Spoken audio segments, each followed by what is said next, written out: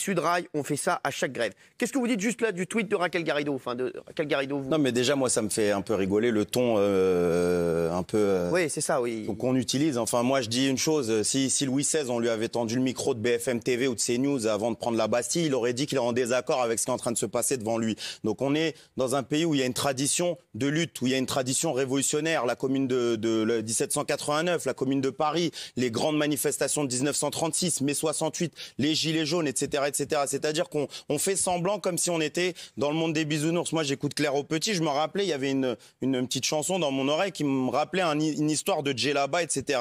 Et j'ai regardé, je suis retombé sur la polémique. Donc en 2012, sur l'émission des grandes gueules dans laquelle je suis, il y a un des chroniqueurs...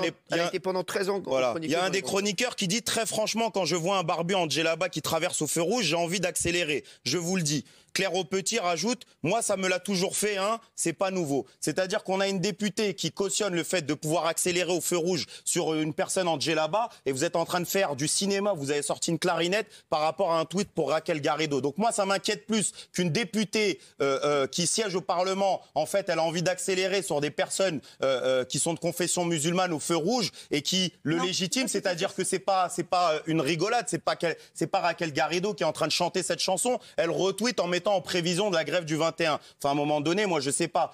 Il faut arrêter ce tribunal de la pensée permanent. À chaque fois qu'il y a quelqu'un qui ouvre sa gueule dans ce pays, sur Twitter ou sur Facebook, il y a toujours quelqu'un pour venir pour le sabrer.